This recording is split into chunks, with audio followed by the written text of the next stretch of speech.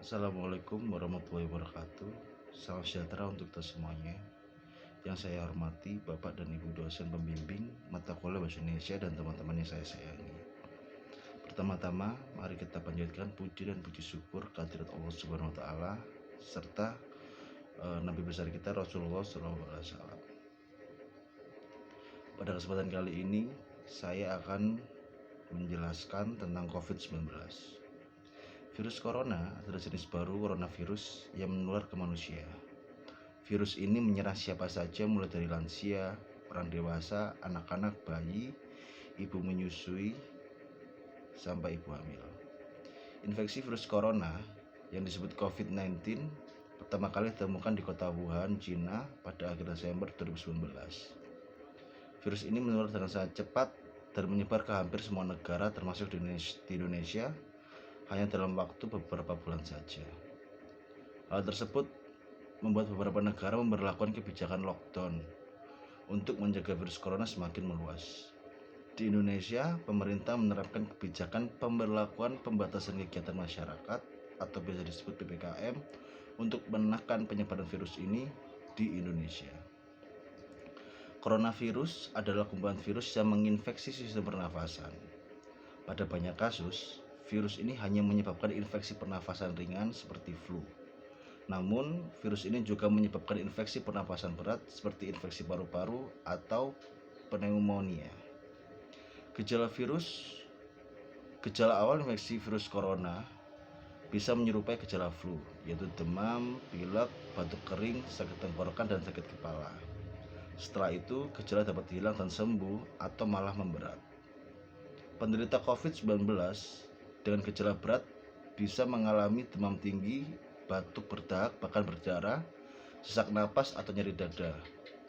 Keluhan tersebut muncul ketika tubuh bereaksi melawan virus corona.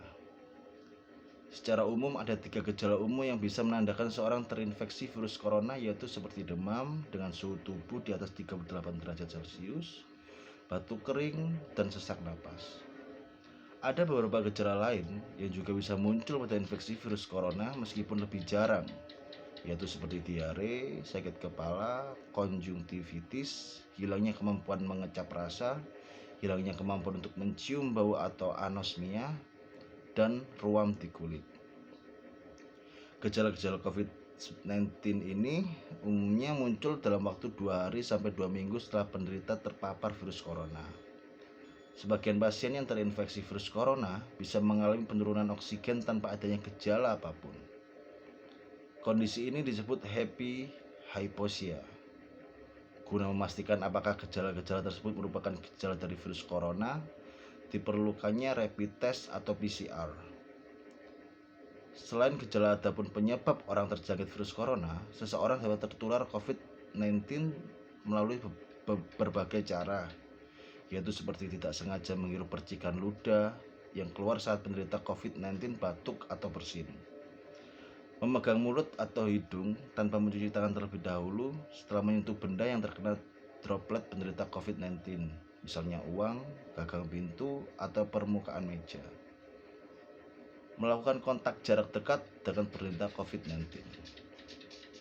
Maka dari itu, kita jangan sampai terkena virus ini dan mencegah penyebaran virus corona juga.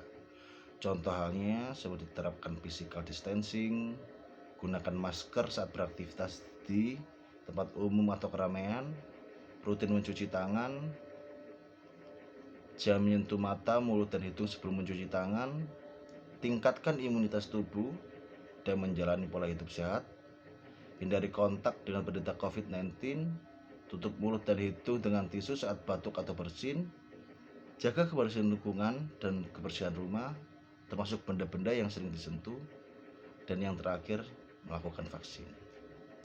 Sekian pembahasan saya tentang COVID-19. Apabila terdapat salah kata, saya mohon maaf. Sekian dari saya. Wassalamualaikum warahmatullahi wabarakatuh.